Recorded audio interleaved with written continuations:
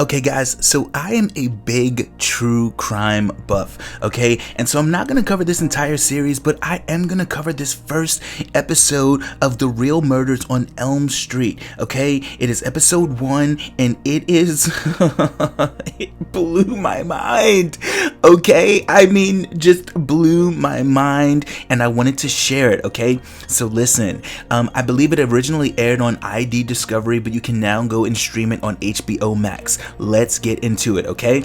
This case takes place on Elm Street in Townsend, Massachusetts on December 1st, 1987. A man named Andrew Gustafson has a wife and 2 children. He was working and tried calling his wife, but couldn't reach her. That worried him. He arrives home and is calling out for his wife and kids. No answer. He goes to the bedroom to find his wife dead with a bloody pillow over her head. Girl. He didn't even want to search for the kids out of fear of what he'd find, so he calls the cops and waits outside. Okay? This small, unbothered town in Massachusetts was shook to its core. Okay? The cops arrive.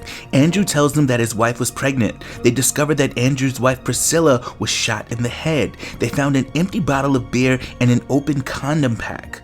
The police then find Andrew's son dead in the bathtub. In the downstairs bathtub, they found the body of Andrew's daughter. This person was sick, okay? Detectives knew that any and everyone was a suspect. This was a small town of 10,000 people, and so the word spread fast.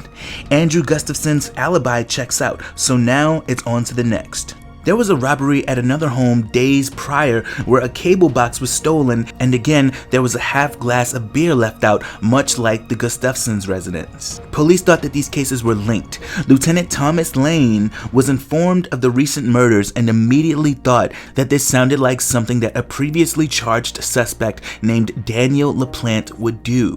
He was a smart, dangerous 17-year-old who had been charged for kidnapping.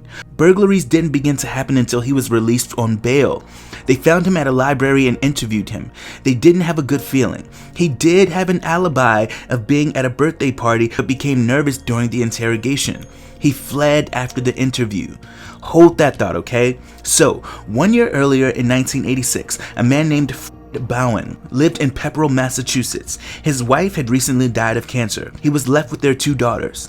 One a teenager, the other a little younger. They were often home alone while Mr. Bowen worked. The daughters would perform seances to try to communicate with their mother. At these times, they would hear noises in the house. They would notice things out of place also. They'd ask their mother questions and would immediately hear knocking. They even told their father what they were experiencing. Frank Bowen thought that his daughters lost it.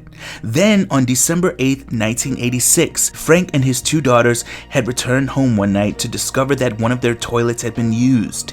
They go up to Frank's room to find a man wearing a big ass coat, face covered in war paint. He was holding an axe. He held them all hostage. He left them there, and thankfully one of the girls escaped to the neighbor's house to call the cops. The cops arrived and found the axe. Frank now believed his daughters. They were fucking terrified. So they all stayed at a hotel. Frank went back to the house a couple days later.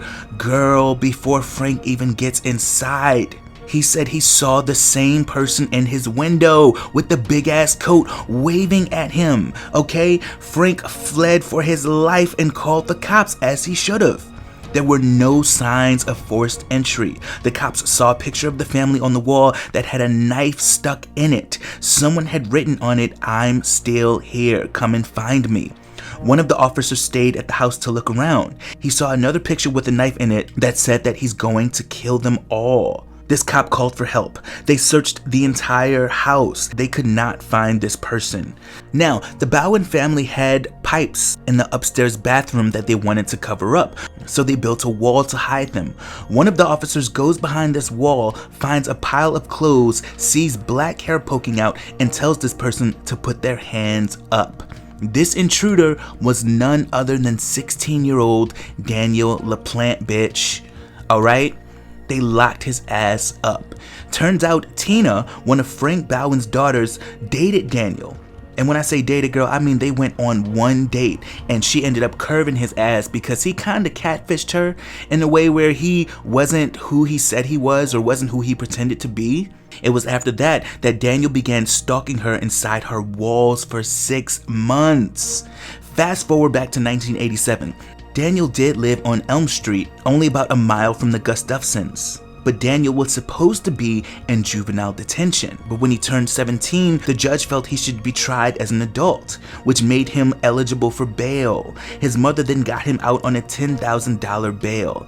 Detectives had begun searching the woods near the Gustafsons' house, where they found a flannel shirt and gloves. The K-9 recognized the scent from the woods that led them to Daniel's house. They searched his room to find wet socks and a strand of blonde hair that matched Andrew Gustafson's daughter.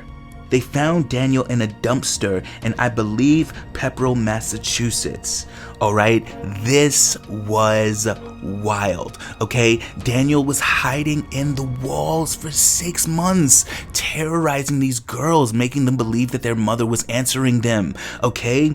And then it turns out that Daniel was in fact connected to the Gustafsons case. Wild! Okay, this kid was 16 when he was hiding in the walls, and then he was 17 when he committed the Gustafsons murders. This was wild. Okay, what is up with Elm Streets? What did Wes Craven do? Have you heard about this story? Let me know in the comments.